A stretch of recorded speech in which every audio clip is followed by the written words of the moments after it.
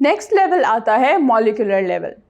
अब bio elements के साथ एक छोटा सा मसला है कि उन्हें मेजॉरिटी ऑफ द टाइम अकेले रहना अच्छा नहीं लगता, और एक मसला ये भी है कि वो अकेले रह भी नहीं सकते क्योंकि वो स्टेबल नहीं होते।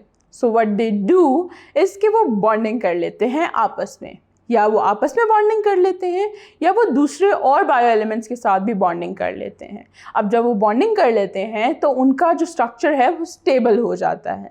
उस स्टेबल स्ट्रक्चर को हम कहते हैं अ मॉलिक्यूल, और बायो एलिमेंट्स के केस में स्ट्रक्चर को हम कहते हैं बायोमॉलिक्यूल। अब बायोमॉलिक्यूल्स जो हैं वो काफ़ी कॉम्प्लेक्स किस्म के स्ट्रक्चर्स होते हैं। बॉन्ड्स जो वो एक दूसरे के साथ बनाते हैं और जो वो आपस में बनाते हैं उसमें डिफरेंट अरेंजमेंट होती है मल्टीपल एलिमेंट्स की, और वो उसको कॉम्प्लेक्स बना देती है। बायोमॉलिक्यूल्स टू टाइप्स के होते हैं, माइक्रोमॉलिक्यूल्स एंड मैक्रोमॉलिक्यूल्स। अब नाम से भी पता चल रहा होगा कि माइक्रो का मतलब है छोटा, यानी स्मॉल इन साइज।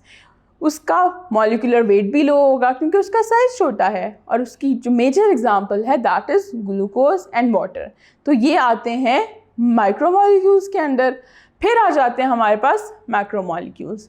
अब नाम से पता चल रहा है मैक्रो, मैक्रो का मतलब है बड़ा, that means larger in size and high molecular weight.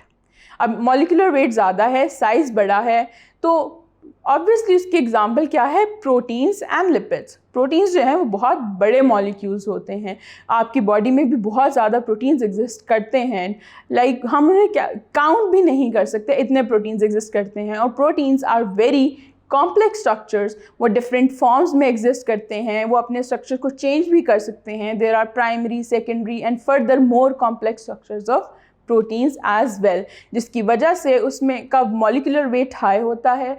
Reason ये भी है कि उसमें बहुत सारे डिफरेंट एलिमेंट्स कंबाइन होके एक बड़ा मॉलिक्यूल बना रहे होते हैं, तो वो हाई मॉलिक्यूलर वेट होते हैं और उनको हम मैक्रो मॉलिक्यूल्स में ले जाते हैं।